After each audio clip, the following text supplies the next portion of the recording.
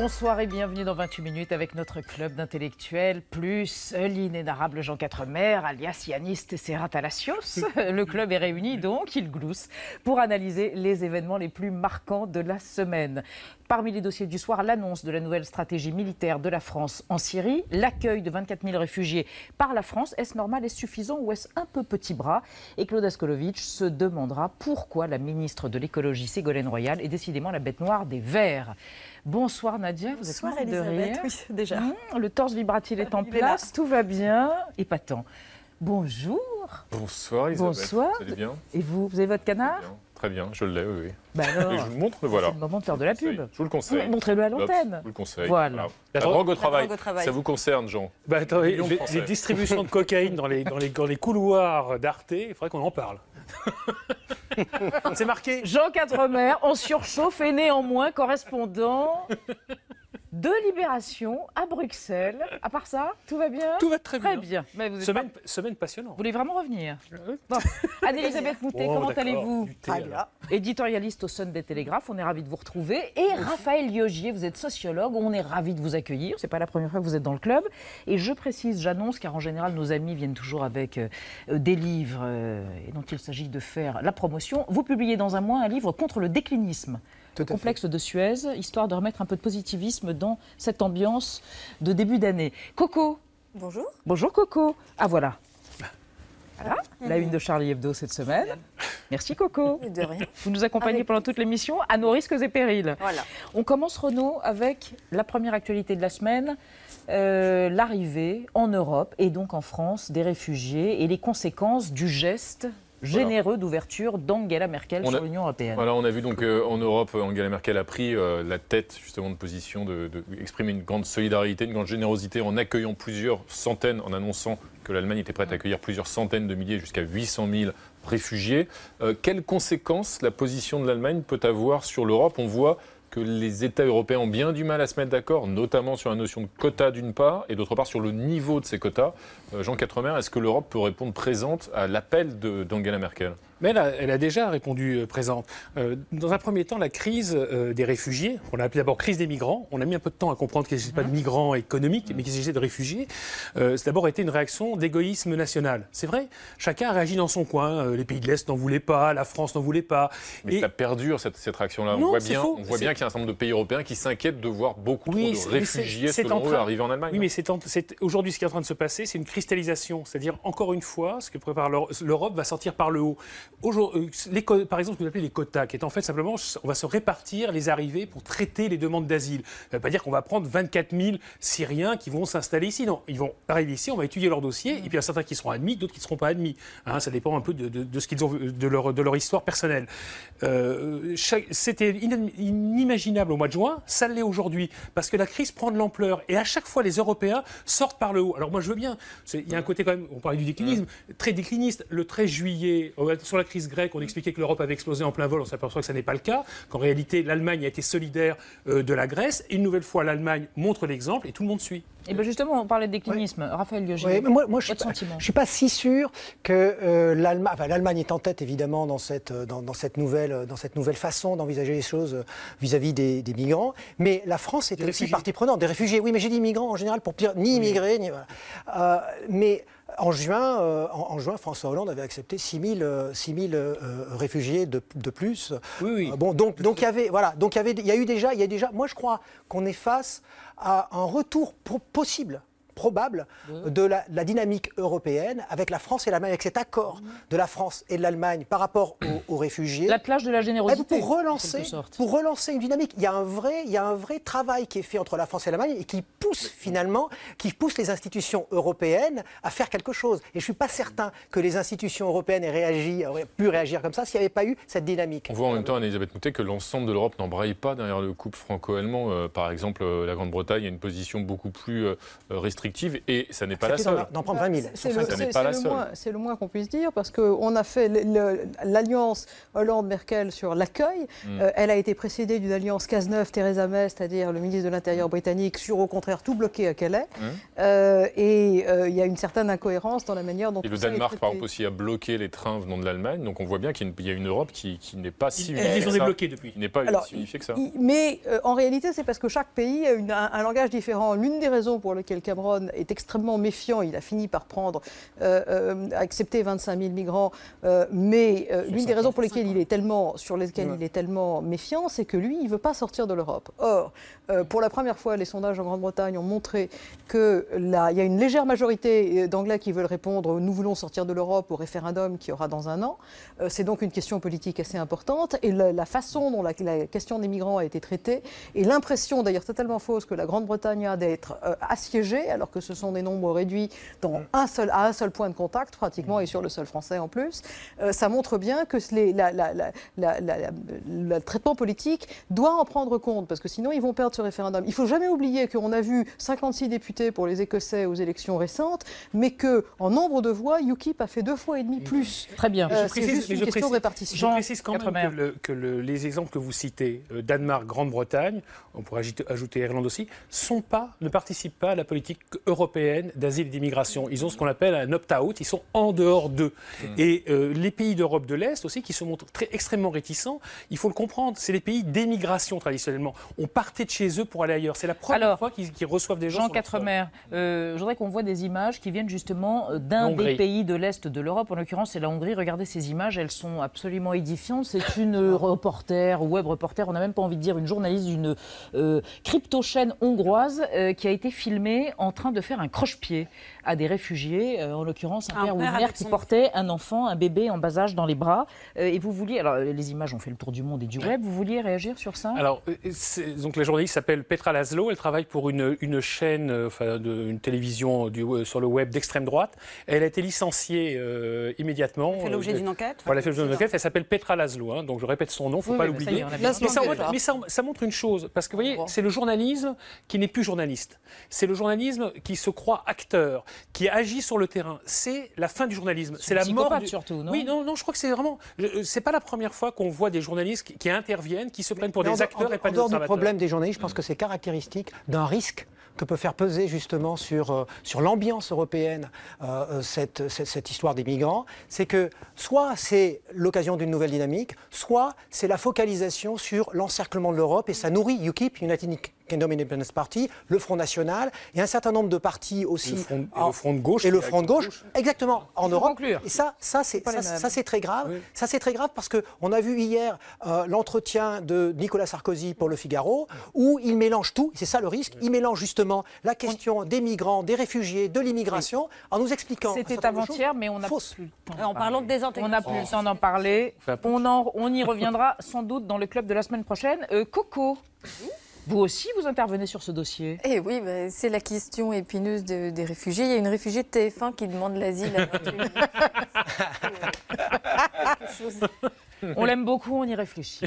Voilà ce que je répondrai. Normande, Renaud Dely, Western Spaghetti, ambiance toute l'année avec vos duels. Aujourd'hui, duel entre et qui? Entre deux gauches, Elisabeth. Mon duel de la semaine, il oppose à ma gauche, si j'ose dire, Tony Blair, 62 ans, ancien Premier ministre britannique, de 1997 à 2007 évidemment, et à ma droite, Jeremy Corbyn, 66 ans, probablement élu demain patron du Parti travailliste. Alors le premier, Tony Blair, on s'en souvient, défricha ce qu'on appelait une troisième voie, une nouvelle gauche pragmatique, moderne, forcément moderne.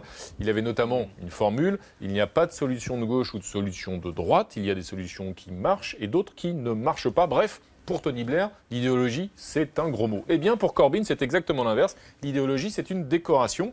Jeremy Corbyn, il est soutenu par les syndicats. Il réveille en quelque sorte la mémoire de l'Angleterre rouge, celle du nord du pays, laminée par les années Thatcher, puis les années Blair. Bref, c'est une sorte de travaillisme vintage. Et aujourd'hui, d'ailleurs, sur la photo de famille de la gauche radicale européenne, Jeremy Corbyn, il fait un peu figure de papy ou de grand-père aux côtés de figures beaucoup plus jeunes, comme Alexis Tsipras, le grec, ou Pablo Iglesias, l'espagnol de Podemos, évidemment. Alors, lorsque Blair était au pouvoir, il faut savoir que Jeremy Corbyn, lui, est député depuis 32 ans.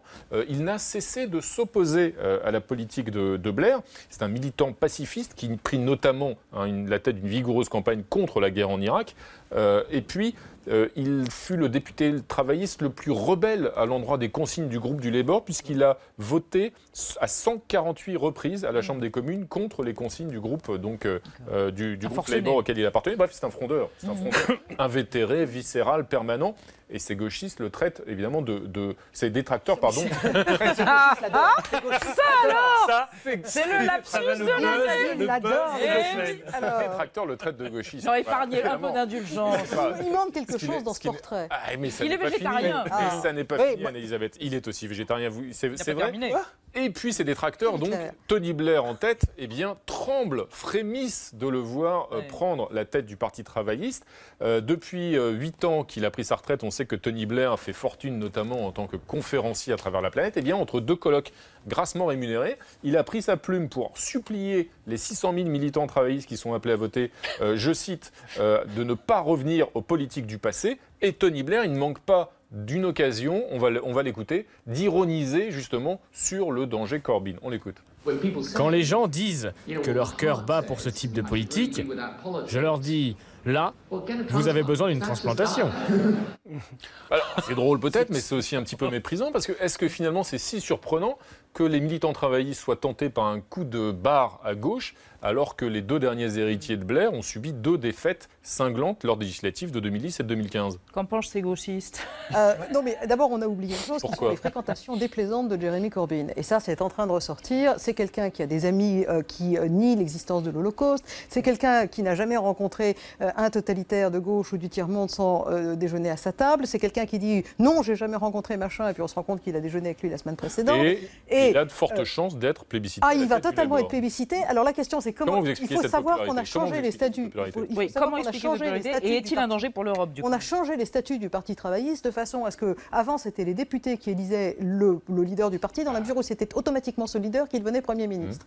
Là, il a essentiellement 20 députés derrière lui. Seulement la réforme des statuts du Parti travailliste font que les députés n'ont une voix comme n'importe quel militant. Les militants votent. Donc le problème, c'est que les militants votent. C'est la démocratie le problème, en fait.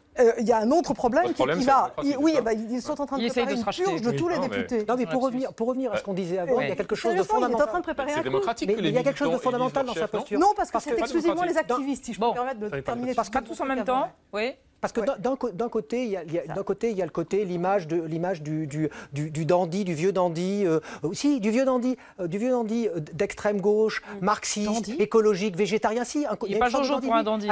Avec sa barbe, avec sa manière de faire. Oui, mais le dandy gris, celui qui est in en tant que personnage est anti-système. Et l'autre côté, c'est le côté anti-système. Et en fait, pour moi, c'est un peu, on pourrait dire, une sorte de UKIP de gauche, d'extrême gauche. Et donc, finalement, son programme, c'est un non-programme, c'est un programme défensif. Donc terrible pour l'Europe. Exactement. À terme. C'est un programme décliniste qui a peur de l'extérieur. C'est du protectionnisme culturel qui prend le prétexte du protectionnisme social. Et il va gagner. Donc une conclusion. La mort de Ben Laden était une tragédie tout de même. Enfin, il a dit des choses absolument invraisemblables. Donc pour nous, conséquences pour les europhiles et pour les Européens. C'est surtout conséquences pour le Parti conservateur britannique qui va rester au pouvoir pour les 10 prochaines années. Ils s'en foutent pour l'éternité. Ils s'en foutent de joie. Je veux dire que c'est juste un suicide du Parti travailliste et de la gauche. C'est comme si toute la gauche française se réunissait derrière Mélenchon. Là, c'est la certitude de la disparition de la gauche en France. Mélenchon, c'est François Bayrou à côté. Jean-Luc Mélenchon et moi, c'est une vieille histoire d'amour. Bien dit. Vous avez entendu, Mélenchon, c'est François Bayrou à côté. Coco, conclusion. On parlera de Corbyn et de l'Europe quand il sera élu. Coco. Je rejoins un petit peu Jean. En fait, Corbyn, rouge, rebelle, gauchiste, et il y a Hollande qui dit à Blair, et en fait, toi, t'as pas Mélenchon. C'est ça. Alors, vite, sa presse internationale, on reste au Royaume-Uni précisément, puisque parmi toutes les unes de la presse mondiale de cette semaine, c'est celle du Daily Telegraph de mercredi dernier qui nous intéresse. Une photo, dingue, de la reine Elisabeth d'Angleterre pimpante en ses appartements. Tout est rose, saumon, framboise écrasée, toutes les nuances de rose, un message chromatique qui pourrait être politique. Queen Zaza, 89 printemps et 63 ans de règne, pas question de dételer. Que vous en pensez? Écoutez, un éternel printemps. Elle n'est pas de gauche, elle. Non, on ne sait pas les idées politiques de la reine. Et ça, c'est une chose qui faisait absolument. Elle regrette la chasse à courre. Non, elle en a, mais on ne les sait vraiment pas. Elle avait un oncle qui, lui, aurait viré nazi si on ne l'avait pas poussé vers la sortie. Il a bien aidé par le fait qu'il était amoureux d'une divorcée américaine, mais en réalité. Elle n'est pas responsable de ses ascendants. Donc. Mais la reine, non. La force de la reine d'Angleterre, c'est qu'elle a fait son travail d'une manière absolument extraordinaire. Pour 50 56 centimes d'euros par foyer fiscal et par an, on a de la com comme personne ne peut le calculer. C'est pas Big Malion qui vous donnerait ça. Moi, je pense aussi l'autre pareil. Ça a un intérêt sanitaire, ça prouve que de ne rien faire, ça concerne. Pas du tout, c'est quelqu'un qui a un rôle politique. C'est quelqu'un. Non, non. C'est pas vrai qu'elle fait rien, elle fait pas rien. Elle voyage. Toi, les hommes Presque vous rien, parlent c'est vrai qu'elle par-dessus. voyage. Est-ce que je peux terminer un truc? Oui, terminé. Ah, moi, j'ai rien dit, moi. Non, c'est pas toi, t'es dressé. Parlez des autres gens. Non, mais laissez-la finir. Je suis dressé, vous avez Non, entendu? Mais elle a raison. Et moi aussi, je vais sortir mon knout. Anne-Elisabeth Moutet. Mais non, ce qui est aussi intéressant, c'est que la reine, même des Républicains, même probablement Jeremy Corbyn, n'ont pas de gros problèmes avec la reine d'Angleterre. C'est son fils qui pose problème. Son fils, il a envoyé 56 Il a lettres. encore fait. Charles d'Angleterre a envoyé ces dernières années 56 lettres à des ministres du Royaume. Il s'est ensuite battu pour qu'on ne connaisse pas le contenu de ces lettres. C'était des lettres qui voulaient influer sur toutes sortes de questions qui lui tiennent à cœur. Il y a des Ce questions. qu'il n'est pas on dit- censé faire. C'est Il ça, n'est il pas avait censé des idées. faire.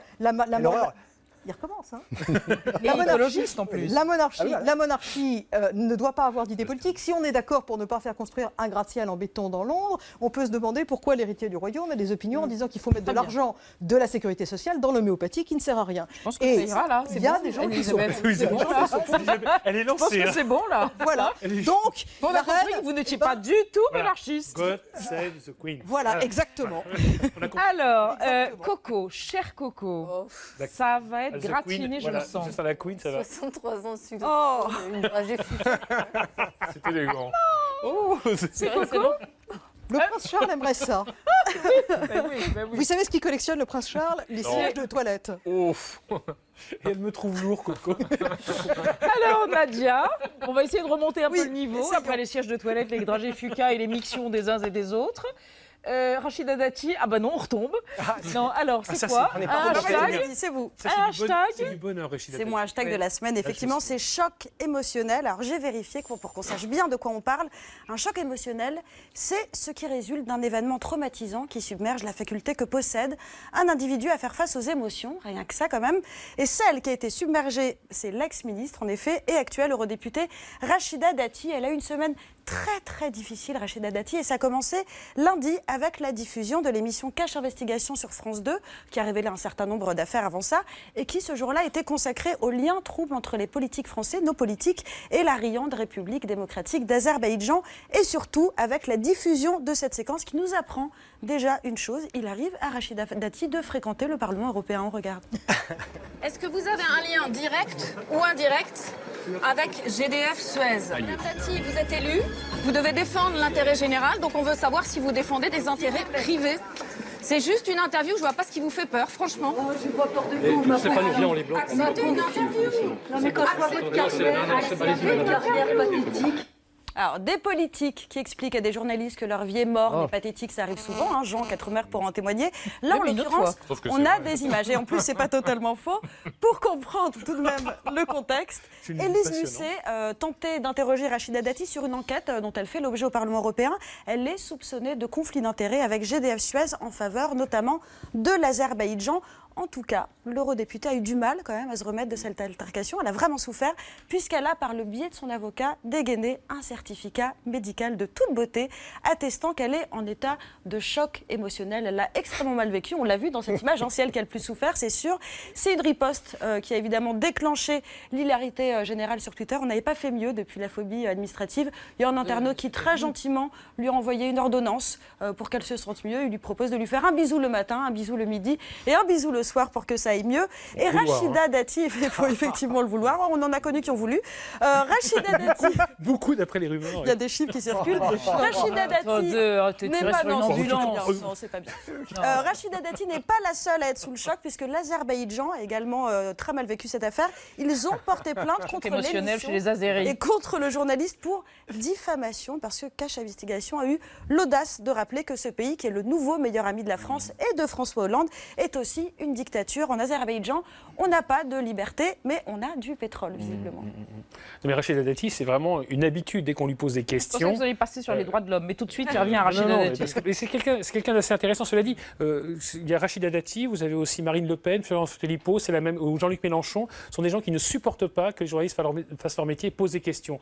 Moi, j'ai eu une intercation avec elle exactement de même nature en 2010 parce que je lui posais des questions Parce sur que là, les il y a une conflits enquête d'intérêts. dont je parlais. Il y a Voilà. une enquête au À Parlement l'époque, c'était un européen conflit très d'intérêts. sérieuse. Vous savez, diriger à la fois une compagnie et elle devenait avocate. Et donc j'avais posé des questions sur le conflit d'intérêts. L'entretien a duré même pas 1 minute 30. Attends, et Ségolène Royal qui vire la journaliste du Sunday Times de sa voiture au milieu d'une banlieue qui allait du centre de Londres à l'aéroport. L'interview ne pouvait se passer, paraît-il, que dans ce moment qu'elle avait. Et elle a dit vos questions m'ennuient, elle l'a fait descendre de la voiture. Le problème le plus important, c'est comme celui-là. Les liens qu'on entretient avec une dictature, que des journalistes se fassent insulter, c'est pas très grave. C'était une promesse de François Hollande de ne pas fréquenter les dictateurs, de ne pas les inviter. Mais c'est pas François Hollande qui a posé à côté du fameux dictateur avec un chapeau en fourrure. Ça, c'était au Kazakhstan. C'est la réelle politique. Coco, pour conclure cette séquence. Moi, je dis que oui, Rachida Dati a un lien direct avec GDF. Elle fait la tête dans la four. Non mais la Coco, vous aussi, je ne sais pas ce que vous avez fumé. La drogue au travail. C'est pas de la verveine, c'est sûr, ni du séné. Alors, la deuxième actualité de la semaine, Renaud Dely, depuis lundi, enfin François Hollande l'a annoncé lundi, un nouveau tournant, une nouvelle orientation dans la stratégie militaire de la France, des reconnaissances avec des avions et peut-être éventuellement des frappes aériennes, toujours pas de troupes au sol. À quoi correspond cette nouvelle stratégie en Syrie? Faut-il rassurer ici l'opinion publique? Pourquoi? Alors voilà, justement, donc François Hollande a annoncé ce changement de stratégie. Visiblement, Daesh devient l'ennemi principal en Syrie avant le régime de Bachar al-Assad. Est-ce que l'explication qui est avancée par l'Élysée, c'est que Daesh en Syrie, il y aurait des groupes de Daesh qui préparaient des interventions, des attentats terroristes en France? Est-ce que cette explication vous convainc, Raphaël Liogier, quant à une éventuelle intervention, en tout cas aérienne, en Syrie? Moi, cette explication ne me convainc pas, tout simplement, parce que c'était déjà le cas, c'est pas nouveau. Ça, si c'est le cas, c'est justement raison de plus pour intervenir. Je ne crois pas qu'il y ait un changement de politique. En fait, j'ai lu partout cette semaine, dans tous les journaux, qu'il y avait un changement de politique, que ça remettait en cause la stratégie soutenue par Laurent Fabius, etc. Moi, je ne suis pas du tout d'accord. C'est que les choses ont changé. C'est-à-dire que, et c'est toujours la position de la France, la position aussi bien de François Hollande que de Laurent Fabius, c'est que, en réalité, Bachar el-Assad est celui qui a nourri Daesh en raison de la frustration qu'il a provoquée chez les populations qui sont devenues, dans certains cas, les alliés objectifs de Daesh. Or, il se trouve que ce n'est pas la stratégie de la France qui a changé, c'est la situation qui a changé. C'est-à-dire qu'en 2013, en août 2013, lorsqu'il y avait eu l'utilisation des armes chimiques et que la France portait seule l'idée qu'il fallait absolument renverser Bachar el-Assad, a été lâchée par les États-Unis pour un certain nombre de raisons. Par exemple, la raison aussi parce que le Royaume-Uni n'a pas pu intervenir pour les raisons que l'on sait, parce qu'il fallait l'autorisation du Parlement. Eh bien, il se trouve que maintenant les choses ont changé et les djihadistes, enfin Daesh, est quasiment aux portes de Damas. Donc évidemment, on n'allait pas rester là sans rien faire. C'est-à-dire que c'est lié au transformation un changement des de situation. Mais pas une transformation de sa stratégie. C'est lié à la menace terroriste. Et c'est toujours l'idée que... Moi, je ne crois pas une seconde à la menace terroriste. Ce qui existait, moi je suis complètement d'accord, qui a toujours existé. Je crois que ce qui a changé... C'est les réfugiés. Ce sont les réfugiés. Et oui, les réfugiés en France. C'est un conflit qui depuis 5 ans, ce conflit a fait 250 000 morts, 8 millions de déplacés à l'intérieur du pays, 5 millions à l'extérieur du pays. Ces 5 millions... Jusqu'à présent, on voulait croire que ces 5 millions de personnes allaient rester dans des magnifiques camps de toile et ne pas avoir d'école, ne pas avoir accès à l'eau potable et ne pas avoir d'avenir. Et curieusement, au bout de 5 ans, ils se sont lassés. Ils arrivent en masse depuis 6 mois, Renaud. Nombre d'entre eux fuient le régime de Bachar al-Assad. Ils ne fuient pas l'avancée de Daesh. Donc c'est contradictoire. Si on contribue à conforter le régime de Bachar al-Assad, ça ne résoudra pas pour autant. Il fuit les taux Daesh et le régime. Voilà, ils sont coincés. Et de toute façon, la menace actuelle, c'est Daesh. C'est-à-dire que si Daesh aujourd'hui prend Damas, c'est terminé. C'est-à-dire qu'ils ont, là pour le coup, la Syrie bascule complètement dans le camp de Daesh. Donc il faut stopper. C'est juste, une hiérarchie des priorités. Voilà, et je crois véritablement que les réfugiés vont...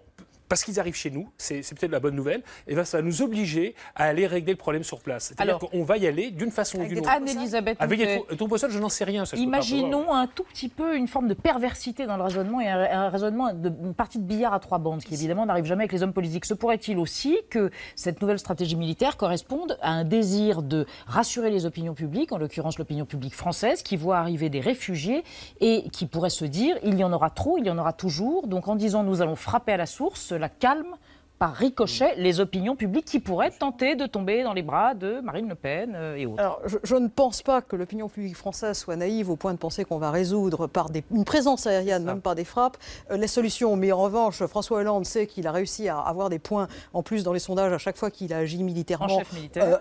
Et donc, il n'y a pas de raison qu'il change. Et d'ailleurs, David Cameron... À chaque fois, ça dure 15 jours. Hein. Et tout de suite. Hein. C'est bon à oui, ça, c'est l'Amérique s'inquiète, on m'a dit. C'est l'équation personnelle de Hollande.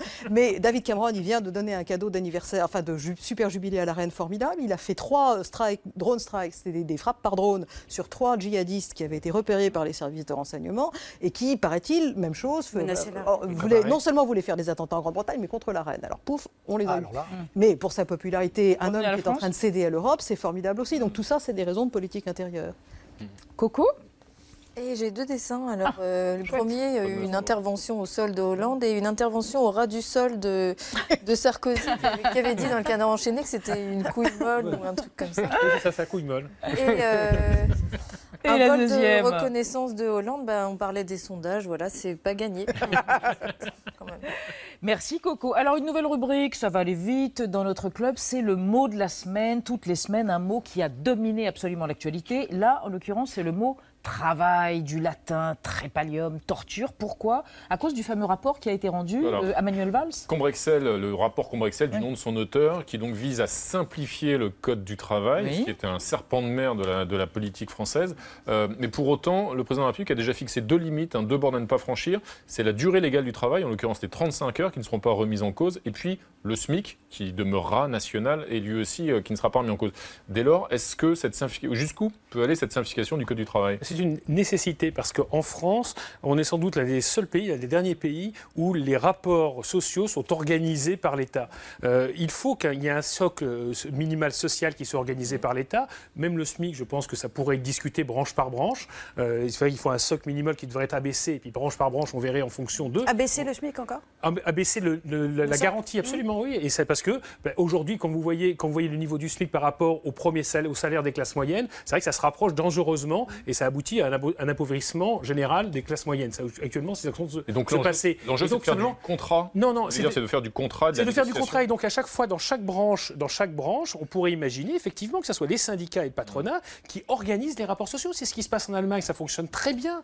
C'est ce qui se passe en Suède, au Danemark, tout le modèle nordique, ça fonctionne très bien. La négociation. La négociation collective. Et en France, ça réintroduirait aussi un petit peu, je dirais, de confiance. Moi, je sais quand même, la France, ça me fascine, moi qui vis à Bruxelles, c'est quand on parle de l'entreprise en France, c'est le mal absolu. En fait, les patrons en France, ils ont un but, c'est créer du chômage, s'en mettre plein les fouilles et aller s'installer à Bruxelles. On a de quoi se poser des...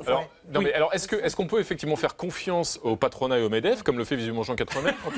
Confiance aveugle. Quand on voit, c'est clairement, quand on voit qu'ils ont obtenu 41 milliards d'allègements de charges à travers le pacte de responsabilité, Pierre Gattaz promettait 1 million d'emplois. Pour l'instant, on attend toujours. Alors que c'est moi, je pense qu'il faut revenir à l'essence du droit du travail. Pourquoi est-ce qu'on a fait le droit du travail, qui est dérogatoire du droit civil, du droit des contrats, pour donner des garanties spécifiques aux travailleurs, à ceux qui sont salariés, parce qu'ils sont dans une situation de dépendance vis-à-vis des patrons. Le droit du travail, c'est ça, c'est créer ce type de garantie. Moi, je pense aujourd'hui que le droit du travail doit être entièrement réformé. Mais à mon sens, pas de cette manière-là, parce que c'est ou trop ou pas assez. Parce que ce qu'il faut réformer, c'est l'ensemble du système. C'est vrai qu'on ne travaille plus de la même manière. Le temps de travail, aujourd'hui, il est lié à la stabilité de l'espace du travail, c'est-à-dire qu'on ne pointe plus à 1 heure et on ne sort plus à une certaine heure. Du coup, même quand on parle de réduction du temps du travail, on est encore une guerre en arrière. À mon sens, et alors là, ça va peut-être faire frémir. Faites bondir. À mon sens, on peut transformer vraiment radicalement le droit du travail et créer une vraie flexibilité, puisque c'est ça l'enjeu, la flexibilité du travail, si, toutefois, on crée une allocation universelle, un revenu universel. Parce que si on fait ça, alors là, on a la possibilité de créer une vraie flexibilité et on n'a plus d'un côté le travailleur en dépendance vis-à-vis du patron. On a un filet social de protection. Mais si on ne fait pas ça, c'est aussi une réforme fiscale. Il faut passer un impôt sur le capital progressif avec une redistribution qui permet d'indexer sur le produit intérieur brut. Le patronat ne veut pas en entendre parler. Voilà. Mais le problème, c'est que ça, c'est tout un système à transformer. Pas le code du travail. Juste une seconde. Quand et après, arbitrage, il y a le patronat et les syndicats. Et donc, c'est les salariés qui iraient négocier avec le patronat. La CFDT a beaucoup changé, a beaucoup évolué et tout à fait absolument. Et donc simplement, il ne faut pas croire, parce qu'on a l'impression que ça veut dire on va donner tout le pouvoir au MEDEF. Non, on va donner le pouvoir aux partenaires sociaux. Mais ça risque quand même, là, dans la réforme du code telle qu'elle est conçue, à mon avis, ça risque de donner plus de pouvoir aux patrons, à mon avis. Coco, cette douce torture, le travail. Oh bah ça planche dure au gouvernement. Hein. Travail, demande Hollande. Tu sais le truc que les Français doivent trouver pour inverser ces trucs dans le coup. Ah, ça. Ah, ça. Merci Coco. Claude Askolovitch, c'est son heure. Il va soulever dans un instant un lièvre qui a brouté des herbes contaminées. Pourquoi la ministre de l'écologie se met-elle tous les écolos à dos avec une constance qui force le respect? Taxe carbone, la tonne de carbone à 100 €, ok, mais en 2030. Quoique sur Fessenheim, mollesse sur l'interdiction des pesticides et j'en passe. Bonsoir Claude, expliquez-nous ce mystère. C'est très Pasteur. Hein, c'est vrai qu'on parle d'une récidiviste, hein, Madame Couac. Enfin, elle a couaqué cette belle semaine socialo-écolo. Hein. La semaine où on lançait la conférence environnementale, voilà-t-il pas que la ministre de l'écologie, Madame Royal, annonce que la centrale nucléaire de Fessenheim ne fermera pas avant la fin de ce quinquennat, c'est-à-dire qu'elle fermera en 2018, quand enfin l'EPR de Flamanville sera venu la relayer. Aïe, drame, François Hollande n'avait-il pas promis l'euthanasie de la vieille Fessenheim aux écolos pour qu'ils votent un peu pour eux, pour lui, en 2012? D'où colère, embrouillamini, rattrapage sur le fil. Mais si, les socialistes tiennent toujours leurs promesses. Si, on va euthanasier Fessenheim, on va prendre très rapidement des mesures irréversibles. Bon. Laissons Fessenheim tranquille à 6 vieux jours et intéressons-nous effectivement plutôt à Ségolène Royal avec ce mystère, cette socialiste réputée écolo, ministre de la discipline du même nom et qui souvent dit, fait, impulse des choses pas vraiment vertes. Hein. Avant qu'elle nous célèbre l'EPR cette semaine, hein, ce réacteur nouvelle génération qui est très très mal parti et pas vraiment en cours chez les écologistes, elle voulait le supprimer d'ailleurs en 2007, mais enfin elle a changé. Donc avant l'épisode EPR, il y avait eu cet été l'idée de Ségolène Royal de rendre les autoroutes gratuites et vive la bagnole. Il y avait eu, il y a un an plus sérieux, des atermoiements sur le fameux barrage de Sivin. C'est-à-dire que si Ségolène Royal avait rendu public plus rapidement un rapport d'experts qui condamnait ce barrage, il n'y aurait peut-être pas eu les affrontements terribles qui ont conduit à la mort du jeune militant écolo Rémi Fraisse. Il y avait eu, on le sait, hein, on l'a tellement dit, l'abandon de l'écotaxe. Et avant, quand elle n'était pas encore ministre, il y avait eu de la part de Ségolène Royal un combat acharné, victorieux contre la taxe carbone, qui est, on le sait pour beaucoup, la mesure fiscale essentielle pour décarboner l'économie. Puis il y a cette manière de parler qui est assez bizarre. Hein. Ségolène Royal passe son temps à combattre l'écologie punitive. Quand on dit écologie punitive, c'est pas qu'on n'aime pas les punitions, c'est qu'on n'aime pas l'écologie. Madame Royal serait-elle donc une taupe productiviste? Pas du tout. C'est une écolo sincère, mais il y a, si je peux me permettre, un bug psychologique. Elle est vraiment écolo, mais elle pense qu'elle est la seule écolo. Elle a souvent des bonnes idées, mais elle n'aime pas du tout les idées des autres. Elle pense qu'elle peut sauver le monde.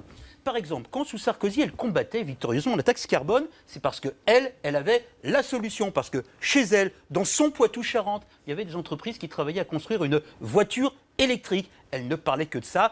Et toutes les idées des autres, ça n'allait pas, hein, surtout pas cette taxe carbone, à l'époque voulue par Sarkozy. Quelle horreur, et voulue par Nicolas Hulot, l'homme qui avait osé lui voler des points de popularité et d'amour et d'espace médiatique en 2006-2007. Voilà, c'était impardonnable.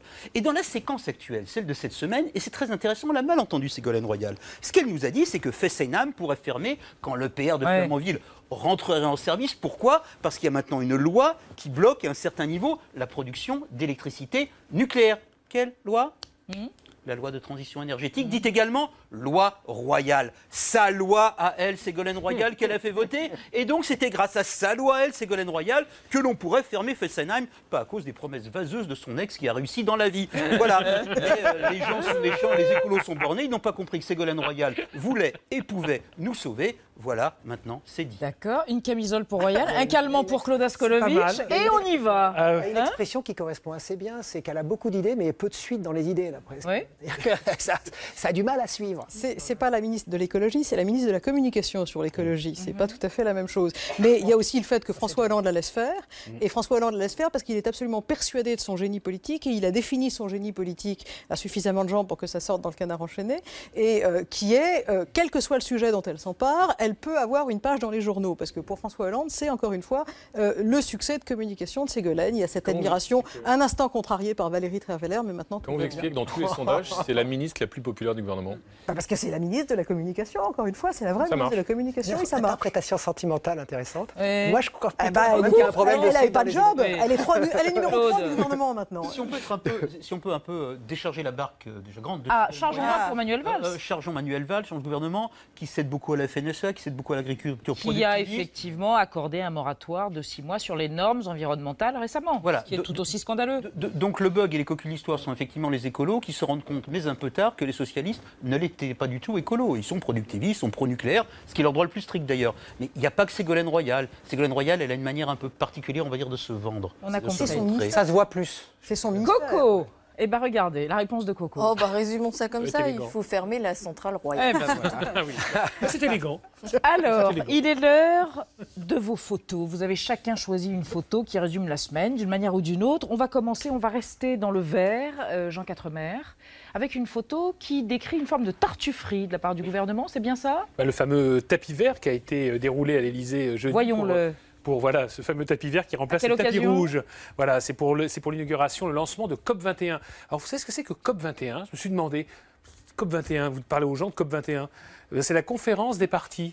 C'est pas du tout écologie 21, changement climatique 21, etc. COP 21. Bon. Et là, on met un tapis vert, ça remplace, en fait, ça résume toute la politique de François Hollande et de la gauche en matière d'écologie. Au ras du sol. Mais au ras du sol, c'est vraiment, c'est de l'habillage. Parce que, par exemple, moi, j'aurais aimé pour l'ouverture, le lancement de COP 21, par exemple, une augmentation de la fiscalité sur le diesel, le retour de la taxe carbone, le retour de la taxation des poids lourds, qui a été abandonnée par Ségolène Royal, etc., etc. Et là, on a un tapis vert. Je veux dire que dans le genre... Ça fait joli sur la photo. Voilà, ça fait joli. Mais là, c'est vraiment... Ça, je crois que ce tapis vert résumera sans doute une partie du quinquennat de François Hollande. Donc, si la COP21 n'aboutit pas, il faut rappeler que l'objectif, c'est d'atteindre de ramener à seulement 2 degrés de la hausse des températures. Oui, si ça n'aboutit pas, tout est de la faute de François Hollande, vous écoutez. J'ai pas dit que tout... Évidemment, vous l'accablez un petit peu. Il faut rappeler que c'est quand même une grande conférence internationale. Ce que je dis simplement, c'est que ça serait bien que François Hollande donne l'exemple et qu'il prenne des mesures en France. Et ces mesures-là, le problème, c'est qu'elles sont impopulaires. Effectivement, il faut s'attaquer, par exemple, à l'agriculture productiviste, qui est quand même un des facteurs de pollution. Il faut avoir de la suite dans les idées. Voilà, il faut avoir de la suite dans les idées. Alors, précisément, comment dirait Claude, cette photo, ça vous rappelle un rêve de quoi? Rêve de jeune fille? Ce soir, c'est la fête au pensionnat? Ce soir, c'est la fête au pensionnat. Des carottes en pagaille devant les buralistes? C'est quoi cette histoire? Pourquoi est-ce que vous m'avez fait dire à moi? Parce que c'est vous qui l'avez dit. Parce qu'il faut assumer, mon petit chou. Ce soir, c'est la fête au pensionnat. Le contraste fascinant, le fait d'essayer de défendre la cigarette grise, symbole de maladie, de vieillissement, de cancer, avec les carottes qui sont symboles de vie, de couleur sur le visage, de bonheur, santé, de bonheur. Je trouve ça vraiment fascinant. Et puis à côté de ça, les masques qui montrent que sur n'importe quelle cause, même une cause qui ne me semble pas très légitime, comme celle-là, on va mettre des masques Anonymous, ça veut dire en gros anti-système, comme si c'était le système quelque part qui voulait nous empêcher de vendre tranquillement des cigarettes. Alors que ce faisant, c'est quand même un sujet qui est très important, il y a eu des tentatives déjà en réduire Australie. Le tabagisme. En 2012, il y a eu une tentative.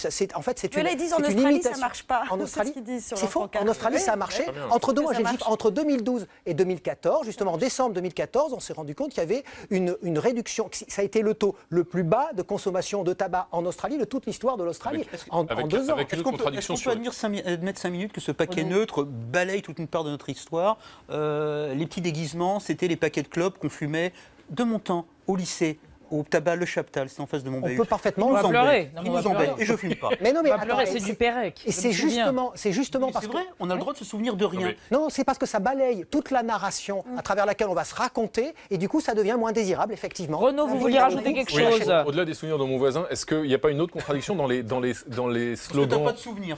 Paquet neutre égale trafic de tabac, alors qu'on sait très bien que le trafic de tabac est largement organisé par les fabricants de tabac. Ça a été démontré au niveau européen. Bien sûr. Ça a été démontré au niveau européen parce qu'une partie des importations de cigarettes qui arrivent, par exemple, au port d'Anvers ou de Rotterdam, les containers disparaissent. Et ensuite, ça va inonder la contrebande. Ça a été démontré par l'Office de lutte renverse antifraude le sens de la culpabilité, c'est fascinant. Et pourquoi est-ce qu'on alimente la contrebande? Parce que ça permet de vendre des paquets de cigarettes moins chers, c'est-à-dire sans fiscalité, et d'accrocher les jeunes. Coco! C'est dingue l'Europe. Coco, il y avait 2 dessins. Il y en avait 2, Coco. Il y en avait un qui était... Fait le paquet neutre, déjà comme moi, le buraliste. Et puis rapport aux carottes, c'est vraiment une connerie. Je fume pas les lapins. C'est vendredi.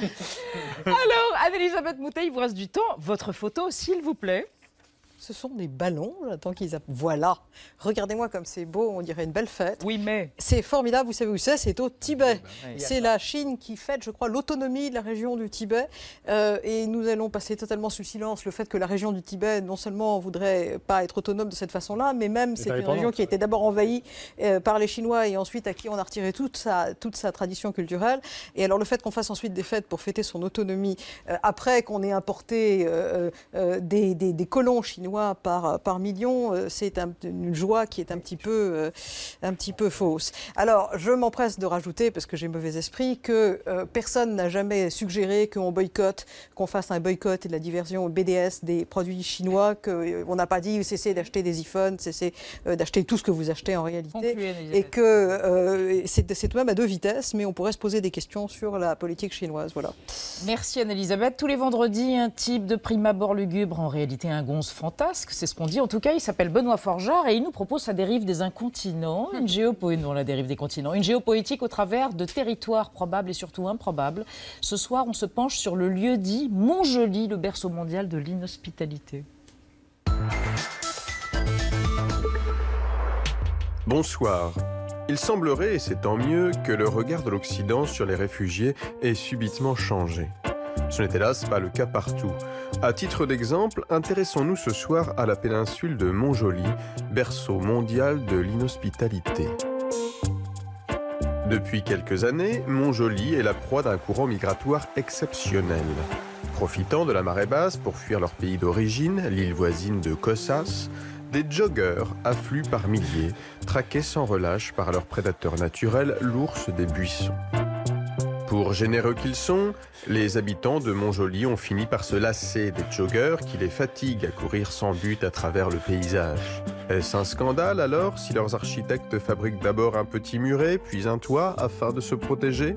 Ça cache un peu le ciel, mais ça isole bien. Et le jogger de Cossas n'a pas le choix et tente de débarquer par tous les moyens au péril de sa life. C'est ainsi, ça devait arriver, qu'un jogger malheureux finit par s'échouer sur la tour de la fraternité. La prise de conscience est immédiate, de pestiférer le jogger devient hype, on ouvre la boîte et bienvenue fier jogger de Cossas. On t'encourage, on te nourrit, on t'emploie même pour de petits boulots sur la base du bénévolat. C'est alors qu'ayant atteint ton but, il faut que tu gâches tout en réclamant d'arrêter de courir afin de te poser un peu. Tu passes aussitôt pour un goujat, un envahisseur, et l'opinion naturellement s'inverse. Ciao, au revoir, jogger de Cossas, contraint de repartir à la case départ, l'expérience en plus certes, mais l'espoir en moins.